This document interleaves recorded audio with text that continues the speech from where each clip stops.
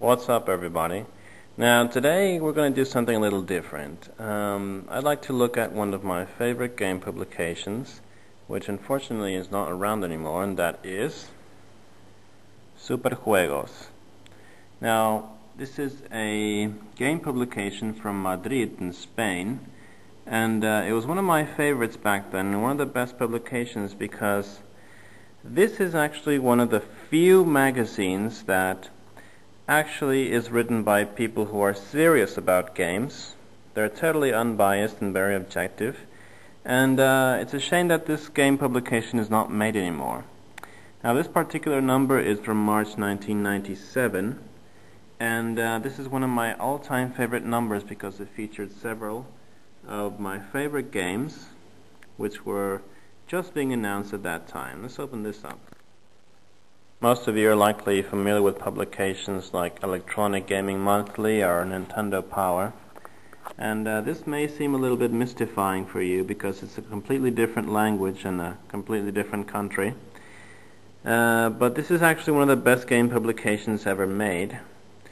And the curious thing about it is, even if you can read the language, some of this humor will mystify you because the people in Madrid have a very particular humor that is mostly incomprehensible to foreigners and people who are not familiar with their culture. But I can tell you that it is one of the funniest magazines ever if you can grasp the Madrid humor, which is actually a very particular kind of humor. Now, this game publication comes from my personal favorite time in video game history. And it is mid-1996 to late 1997. The Nintendo 64 was not out yet in Europe. And the PlayStation and the Sega Saturn were really just pumping out non-stop games. And particularly the Sega Saturn was a favorite with these people. They really liked the console. And they were very excited when new games were being published. Here's something that many of you Europeans might be familiar with. The PlayStation Platinum are actually the equivalent to greatest hits. They are the launch titles and the best-selling titles of the PlayStation at a very competitive price. Here's an ad for a very good game. This is Soviet Strike from Electronic Arts, back from when Electronic Arts actually made good games. And an article of the small preview of Turok Dinosaur Hunter. Now, back at the time, this was mind-blowingly amazing. Turok was one of their favorites, and many people actually like this game. It's one of their favorites. I'm not too much into it because I'm not much of a first-person shooter, first-person adventure enthusiast, but I do like the particular style of this game. I think it's very unique. And here we have a preview for Fighters Mega Mix on the Saturn. They were terribly excited about Fighters Mega Mix. And it's one of the craziest games on the Saturn, I must say. And saying that for the Saturn is quite saying a lot. It has a lot of exotic games. Shadows of the Empire for the Nintendo 64. This was a launch title in Europe. It launched with Pilotwings 64, Mario 64, and Shadows of the Empire. It's actually a pretty good game, a little bit short, but it's very good nonetheless. Another ad for PlayStation Platinum. And here's a little multi-platform, which was kind of new back then. And it's Puzzle Fighter, one of the spin-offs of Street Fighter. And this is one of the best 16-bit RPGs ever made, Terranigma, which never made it to the United States, but it was released everywhere else. And I gotta tell you, if you don't have this game, you haven't played Terranigma, you're missing out. North by Northwest is one of my favorite Saturn games, actually. And we need to see more of the Lost Vikings. It's a shame they're not around anymore. Now, the main feature in this particular number is horror games, which was a really new thing back then. Here we have Overblood on the PlayStation, and not many people remember Overblood. It's one of my favorite old games. Biohazard 2, aka Resident Evil 2. Clock Tower 2, which was just released as Clock Tower in the United States.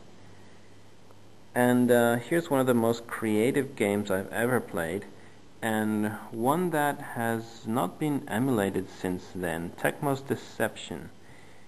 Technos Deception is terribly creative and pretty creepy at the same time. It's a shame that it's not around anymore. I haven't seen this re-released. Another Japanese exclusive, Twilight Syndrome, from the makers of Clock Tower. Crypt Killer, not much of a scary game, more of an arcade shooter.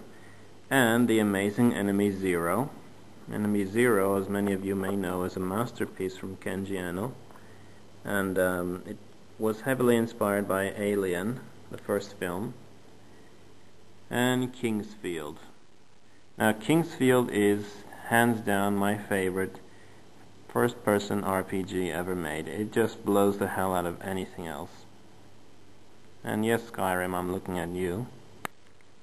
And this game got me terribly excited. This is Toriko, known outside of Japan as Lunacy, and it's an interactive FMV adventure from Sega.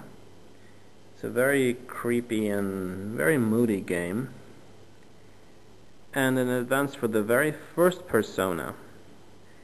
Now we're up to Persona 4, I think, or I'm not sure. I haven't followed the series very well, but this was when the very first Persona was just about to be released.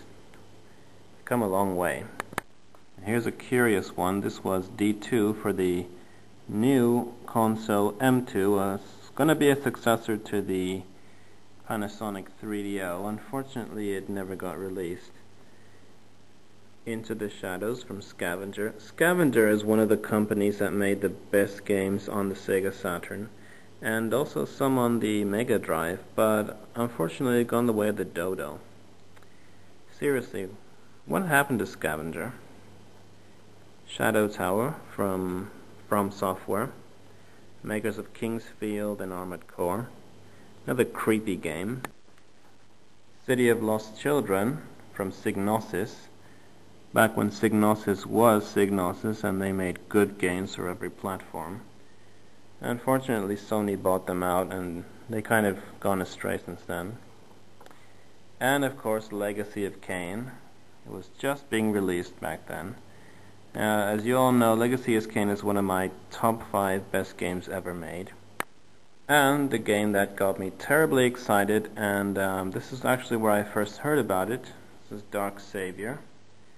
And Dark Savior is one of my all-time favorite Saturn games. This is where I first heard about it. And looking at these images, I could not believe my eyes. Now there's an image I've never seen anywhere else of Garion and Kai. And overall, this game really made the Saturn shine, and it showed what it was capable of. There's a preview for Super Mario 64. It's a very long preview, actually a 6-page preview, and these people were terribly excited about it. And not contented with that, we have a preview for Pilotwings 64, which is one of the best flight simulators ever. And actually one of the best launch titles I can think of. I was terribly excited when it came to Pilotwings. And to follow up with that, we have a giant Diehard Arcade artwork here. Now, Diehard Arcade I also first came around in this magazine. And this is pure adventure. This is actually just pure beating up people and just beating up terrorists with anything you can. This is an excellent arcade game. And to follow that, a game that not many people actually liked, Contra Legacy of War. I don't know, I like this game very much. Granted, it's not like the classic Contras, but I really enjoyed it. But everybody else shat on it back in the day, and even now. I don't know, maybe because it was too much of a departure from the classic. I really enjoyed this game, especially 2-player co-op. And not one, but 2 fantastic titles here. This is Amok and Scorcher from Scavenger. This is where I first heard about them, and I knew I had to get those games shortly after. Now here's a European game that I've never seen released outside of Europe, and that's Fyro and Claude. It's a two-player shoot-'em-up, and it's really strange because this would be the game that I would imagine would be more popular outside of Europe, but anyway. It's the Mega Man X3. This is the Saturn edition. And at the end of the page, a collection of passwords and whatnot, and some commercials for GameStops. Now, game shops in Europe are actually pretty exciting. I've been to one in Spain, and it was really nice to be there because they had a lot of stuff, and it was not terribly expensive back then. So, bottom line, this is one of my absolute favorite game publications, and it's a shame they don't make them anymore, but regardless, it's an excellent magazine. So, thank you for joining me, and tune in next time.